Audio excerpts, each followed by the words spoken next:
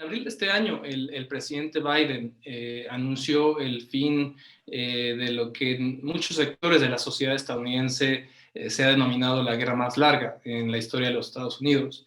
Estamos hablando de que para el 11 de septiembre de 2021 casi serían 20 años desde el 7 de octubre de 2001, cuando se lanzó la llamada Operación Libertad Duradera.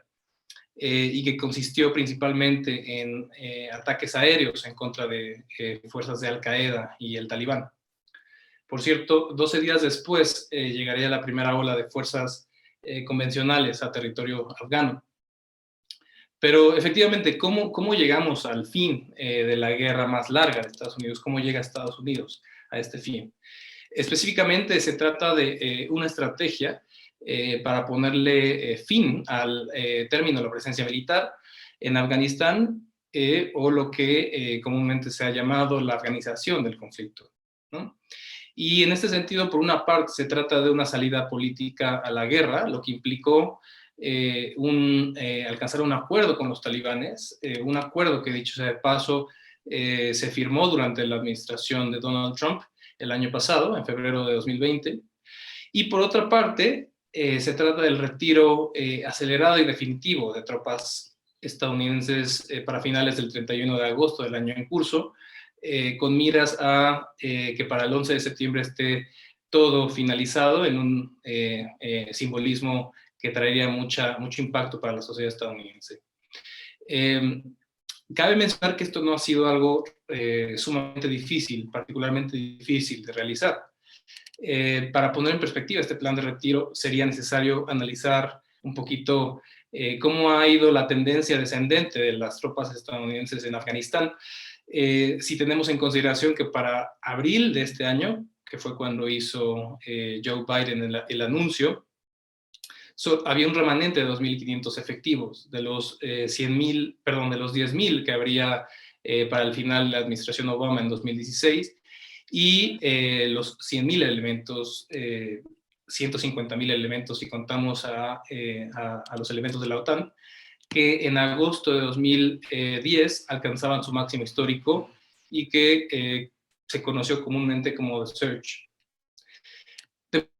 Que el plan de retiro de tropas que actualmente lleva a cabo el presidente Biden y que hoy por hoy ha sido utilizado políticamente por ambos partidos en un contexto de suma polarización política en Estados Unidos, en realidad tendría que leerse más como una continuación de una política exterior que como la decisión de un presidente, en este caso el presidente Biden, toda vez que ha trascendido tanto administraciones como partidos políticos. Ahora, la permanencia, y por qué es una política de Estado, la permanencia de Estados Unidos en Afganistán era francamente insostenible por diversas razones. Por un lado, estamos hablando de una guerra que ha tenido un alto costo en temas de dinero, vidas y la moral estadounidense, algo ciertamente no menos importante al momento de hacer un esfuerzo de esta magnitud por 20 años. En el caso de dinero, por ejemplo, algunos cálculos, algunas estimaciones sugieren que la Casa Blanca ha erogado durante la guerra en Afganistán un gasto diario de $300 millones en estas 2 décadas. Y en el caso de vidas, pues recordemos como ejemplo la fallida Operación Red Wings en el Valle del Korengal en Afganistán, y que marcó a la sociedad estadounidense al enterarse de este evento. De tal suerte que la presión interna en Estados Unidos era sumamente fuerte y querían poner fin a la presencia militar en Afganistán. De hecho, algunas encuestas arrojan que por lo menos 2/3 partes de la sociedad estadounidense apoya la decisión de retirar las tropas en Afganistán. Ahora, una segunda razón, y con esto termino esta pregunta, sería definitivamente que la permanencia de Estados Unidos era insostenible porque la amenaza terrorista, al menos por el momento, ha sido sustituida por otras prioridades, otros retos en los que Estados Unidos se necesita concentrar. Y en particular me refiero a China o Rusia.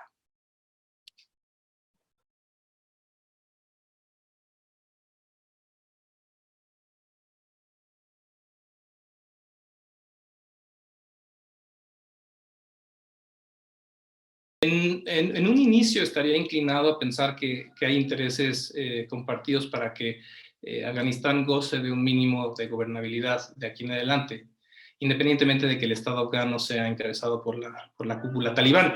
Diversos actores como Estados Unidos, China, Pakistán o Rusia les interesa que Afganistán no se convierta en un polvorín mayor de lo que es, ¿no? No obstante, eso no implica que la salida de Estados Unidos tenga múltiples implicaciones geopolíticas y que el espacio que deja este país sea llenado por otros países, ya sea por necesidad o como parte de su proyecto nacional. Pakistán, por ejemplo, a quien constantemente se le ha atribuido apoyar a los talibanes. Seguramente necesitará incrementar todavía más su influencia en razón de su propia seguridad nacional, a fin de evitar que una violencia a gran escala en territorio afgano transmine a través de la vasta frontera que comparten ambos países. Algo similar sucede con Rusia ante posibles riesgos en la frontera afgano-tayika, la cual se encuentra bajo dominio talibán. Para China, las consideraciones no solo son de seguridad, sino también económicas. Recordemos que desde 2013 Afganistán forma parte del cinturón económico comercial llamado la Nueva Ruta de la Seda, a través de la cual China pretende conectarse a otros 60 países, desde Asia hasta Europa. Entonces, Beijing necesita un Afganistán mínimamente estable y seguro. En particular, el proyecto chino consistiría en interconectar Kabul y otras provincias afganas de Asia Central a ciudades como Peshawar, en Pakistán, ya sea a través de apoyo económico e inversiones e infraestructura para la reconstrucción de Afganistán. Algo que, por supuesto, un gobierno talibán entrante estaría interesado en aceptar. Por otra parte, me parece que China estaría sumamente interesado en mejorar su acceso a los recursos naturales de Afganistán, que son enormes, particularmente los recursos minerales. Pero también hay una consideración de tipo de índole de seguridad por parte de China, y recordemos que Afganistán junto con Pakistán y otros países de Asia Central comparten la frontera con Afganistán. Particularmente la región de Xinjiang, en donde se encuentra la población musulmana de los uigur, y donde también hay un movimiento independentista en esta región. Entonces, en suma, yo creo que a nadie le interesa la descomposición todavía mayor de Afganistán, toda vez que hay implicaciones en materia de seguridad y que implicaría también costos económicos para los proyectos nacionales, en particular para China.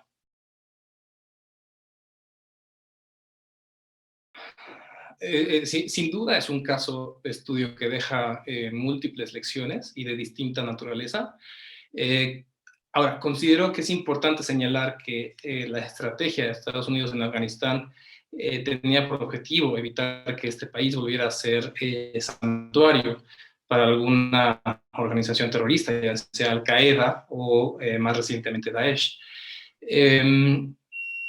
Esto, por supuesto, con el propósito último de evitar un ataque terrorista en Estados Unidos como los que tuvieron lugar el 11 de septiembre de 2001. Entonces, desde este punto de vista, aunque ciertamente podría considerarse limitado y cuestionable, teniendo en cuenta sobre todo la cantidad de recursos humanos, materiales y financieros que se ocuparon, es decir, los medios, el objetivo inicial de la presencia estadounidense se cumplió, al menos en el corto plazo. No obstante, la forma en la que Estados Unidos sale de Afganistán, sin duda, considero que será un golpe a la credibilidad estadounidense, ya que se debilita el principio de disuasión. Y me refiero específicamente a que se envía el mensaje de que a Estados Unidos no necesariamente se le tiene que ganar, sino resistir. Algo similar a lo que dijera Henry Kissinger en otro contexto, en el que decía, mientras el ejército convencional pierde si no gana, la guerrilla gana si no pierde. Y creo que quizás esta sería una de las principales máximas en una confrontación de tipo irregular. Y por otra parte, me parece que se le resta credibilidad al valor del respaldo estadounidense, particularmente a la luz de la organización del conflicto que señalaba previamente. Ahora, aquí es necesario señalar también la corrupción y la displicencia, la falta de voluntad que el gobierno afgano tuvo para hacer reformas estructurales, particularmente en el sistema de seguridad afgano. Ahora, otra lección, sin duda, es que en el escenario en el que resurja el riesgo de la amenaza terrorista en Afganistán o en una región aledaña, Estados Unidos se encontraría en peores condiciones geopolíticas, militares y político-diplomáticas para intervenir, ¿no? En este caso, no hay que desconectarlo de la política doméstica en Estados Unidos. En este contexto, en este escenario, el presidente Biden podría verse políticamente afectado en las elecciones intermedias o podría afectar al Partido Demócrata de cara a las elecciones presidenciales. Entonces, una lección quizás es el costo político que pueda tener una decisión por más necesaria que pudiera haber sido desde la lógica estadounidense. Otra lección que ofrece la experiencia estadounidense, incluso para países como el nuestro, como México, reside en la importancia del proceso de construcción de instituciones, particularmente las de carácter de seguridad, y que estas instituciones gocen de cobertura y arraigo a nivel local. Dicho sea de paso, en Afganistán se generan muchos incentivos perversos para seguir dependiendo del gobierno de Estados Unidos. No se preocuparon en desarrollar capacidades institucionales porque pensaban desde una lógica, desde su lógica, que Estados Unidos estaría por siempre en el país. Otro aspecto sobre el cual tendríamos que reflexionar, me parece, tendría que ver sobre la relativamente fácil, lo relativamente fácil que es desplegar a las Fuerzas Armadas, pero lo increíblemente difícil y políticamente costoso para diseñar e implementar una estrategia de salida. Y eso tiene mucho que ver con la voluntad política en cualquier esfuerzo de este tipo. Quizás esto me llevaría a otra lección, y que gira en torno a las tensiones que se pueden dar entre civiles y militares en un contexto de este tipo. Y pongo un ejemplo que se remonta a la administración Obama. En diciembre de 2009, mientras daba un discurso el presidente Obama en la Academia Militar de West Point, haría dos anuncios sumamente importantes. Uno, el incremento sin precedente de tropas estadounidenses en Afganistán y al mismo tiempo un plan de retiro de tropas estadounidenses de territorio afgano. Para muchos, particularmente en las Fuerzas Armadas, estos avisos fueron una contradicción en sí misma. Hablar de un incremento sin precedente de tropas a la par de un plan de retiro tuvo implicaciones a nivel táctico operacional, ¿no? ¿A qué me refiero con esto? Por una parte, envalentonó a los talibanes, quienes, basándose en el anuncio del presidente Obama en ese entonces, iniciaron una intensa serie de operaciones de información, ya sea para cooptar, intimidar o coaccionar a la población afgana. El mensaje era sencillo: ellos se van, tú te quedas. Entonces, eso tuvo serias implicaciones en compartir inteligencia por parte de actores clave en Afganistán, o incluso en el apoyo social que en algún momento pudieron llegar a alcanzar, particularmente alrededor de 2010, las fuerzas aliadas comandadas por Estados Unidos. Entonces, esto obviamente generó sumas tensiones entre Estados Unidos, entre los militares y los civiles. A riesgo de extenderme en esta respuesta, pero creo que hay muchísimas lecciones que retomar. Me parece que una de ellas es que las democracias se construyen de abajo hacia arriba y no viceversa. Más aún, los estados-nación se construyen de abajo hacia arriba y también de arriba hacia abajo, es decir, esta interacción en los dos sentidos. Por ello no tendría que habernos sorprendido que una ciudad tras otra le abriera el paso a los talibán, precisamente por la falta de autoridad, legitimidad y credibilidad en el gobierno afgano.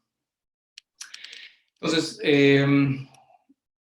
por más convencidos que estemos nosotros y por más que lo queramos, es sumamente difícil vender la idea de una democracia. Algo que, por ejemplo, China no forma parte de sus intereses geopolíticos en la región, ¿no? Y por último, quizás una de las últimas lecciones que mencionaría serían los límites y los alcances de una política de seguridad cuyo pilar, al menos alrededor de 2010, fue la contrainsurgencia. Específicamente, exponentes muy importantes como David Petraeus, Stanley McChrystal, Henry McMaster, que después se convirtió en asesor de seguridad nacional de Donald Trump, fueron algunos de sus principales exponentes y practicantes y moldearon el quehacer militar, la doctrina militar en Estados Unidos en ese entonces. Entonces también creo que una lección es matizar la efectividad de ese tipo de política de seguridad.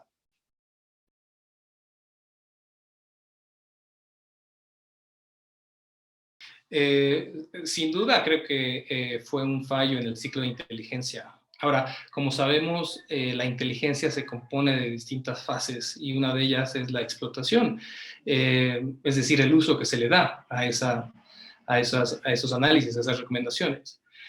Con esto quiero decir que los fallos se han dado, a mi juicio, primordialmente en la toma de decisiones a nivel político y que tiene que ver más con el cómo, más que con el qué. Porque vaya, diversas estimaciones de inteligencia advertían de lo endeble que era el gobierno afgano, particularmente su ejército, y de la capacidad que iban a tener los talibán de cubrir y de hacerse el control del país, ¿no? Y eso lo reportearon bastantes medios de comunicación. Tampoco es que fuera un secreto. Quizás lo que podría sorprendernos a propios extraños es la velocidad con la que los talibanes fueron ganando territorio hasta hacerse de Kabul. Pero aquí nuevamente sería importante, es necesario señalar que más que el qué, que era salir de Afganistán, el cómo, quizás hubiera sido necesario alargar un poco más la presencia estadounidense hasta, no sé, el primer trimestre de 2022. ¿Esto con qué propósito? Dos elementales, a mi juicio. Le hubiera permitido al ejército afgano realizar reformas estructurales en sus instituciones de seguridad, algo que ciertamente no hicieron durante todo este tiempo, pero al ver la inevitabilidad de la salida de Estados Unidos, se les hubiera desarrollado un mayor sentido de urgencia. Y quizás más importante, el alargamiento de esta presencia estadounidense les hubiera dado tiempo a las personas que quisieran huir de un inminente gobierno talibán. Entonces, en suma, creo que sí fue un error más de cómo que del qué, de la implementación, de la ejecución de la estrategia de salida, que del diseño como tal.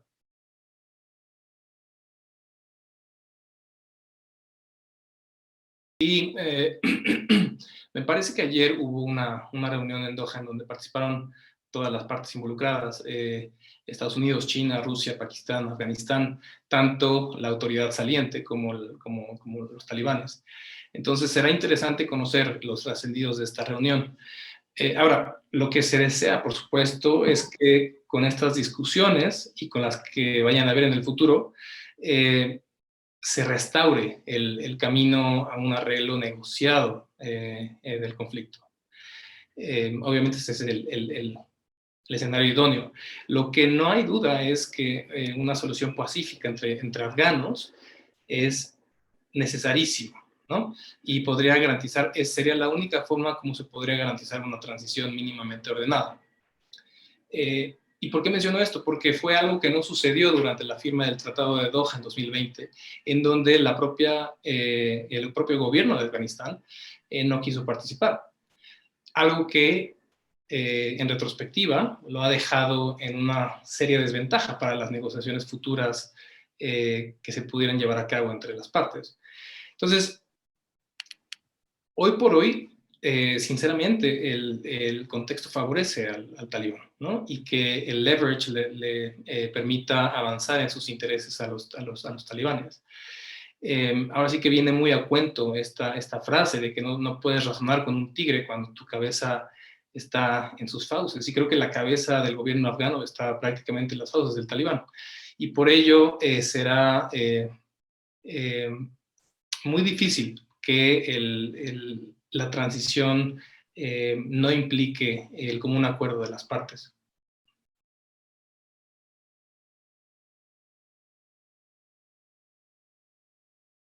Afganistán ya era el segundo país con más refugiados viviendo en distintas partes del mundo, Estados Unidos, en ciudades de Europa. Según algunas estimaciones, la situación actual obviamente se está agravando y está generando alrededor de 30.000 refugiados adicionales cada semana. Ahora, siempre el tema de la migración es un tema complejo y de ahí que sea importante analizarlo al momento de realizar cualquier pronóstico geopolítico. Incluso el tema migratorio es difícil en las zonas de guerra o cuando se da una crisis de desplazados o refugiados. Entonces, para los países aliados o los que conformaron esta alianza, seguramente será algo complejo de ponderar. Ya se están organizando algunas iniciativas tangibles para crear, por ejemplo, corredores humanitarios. El gobierno de Italia lo está proponiendo, o para insertar a familias afganas en Australia, propuesto por Australia. Me parece que sería lo deseable, esperando que cada vez más estas iniciativas generen tracción. Todavía las veo un poco intangibles, pero habrá que ver cómo se desarrollan estas iniciativas. Ahora, lo que creo que es imprescindible garantizar es que el talibán se comprometa aun cuando tiene el sartén por el mango, a permitir la salida de cualquier ciudadano o ciudadana que así lo desee, ¿no? Entonces, creo que ese podría ser un punto de partida importante en el que se podría obligar a que los talibanes respeten esta parte de un acuerdo. Obviamente también, y creo que está conectado con una crisis humanitaria, es la implicación que tendrá en materia de garantías y de libertades a la población afgana, particularmente hacia las mujeres. Entonces, sin duda, habría que orientar esfuerzos en esa dirección para que no suceda con tanta intensidad. Ahora, recordemos que esto apenas comienza, por desgracia, ¿no? Y pues que sería, habría que hacer un análisis todavía más catastrófico incluso, porque pareciera que hay un consenso en que Afganistán regresara al statu quo previo al 2001, ¿no? Particularmente en el segmento 1996-2001, cuando el talibán tenía la hegemonía. Y ciertamente, por lo que vemos hoy, pareciera que hay razones suficientes para pensar que los talibanes tienen el momentum para que esto suceda. Pero también se podrían contar con otros escenarios todavía más dramáticos, en el que el poder de Afganistán estuviera todavía más fragmentado, y me refiero en particular a que una vez que el talibán se consolide y conforme vaya ejerciendo su poder, se podrían ir generando descontentos y contradicciones, de manera que una espiral de violencia pueda devenir en guerra civil. Por lo tanto, los costos humanitarios se incrementarían exponencialmente. De hecho, ya estamos viendo cómo algunas milicias, quizás ahorita aisladas, particularmente en el valle del Panjshir, se están organizando. Ahora, otro matiz que podría agravar el escenario sería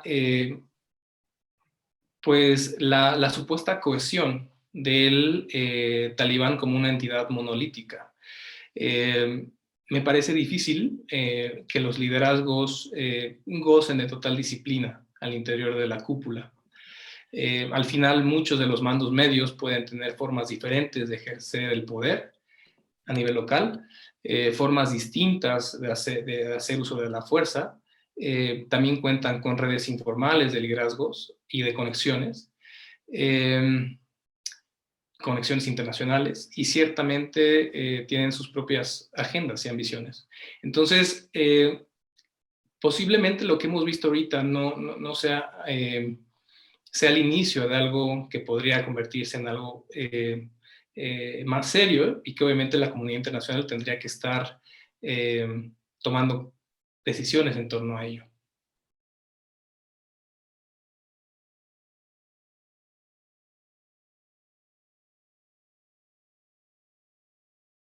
Lo veo complicado, obviamente posible, sin duda puede ser una posibilidad, pero lo veo complicado sobre todo por el interés compartido y por razones distintas, pero de muchos países, ¿no? Tanto China como Rusia, como Pakistán y ciertamente Estados Unidos, les convendría, al menos esa es mi perspectiva, mantener un mínimo de gobernabilidad y de estabilidad en Afganistán y que no se volviera a convertir en un santuario terrorista.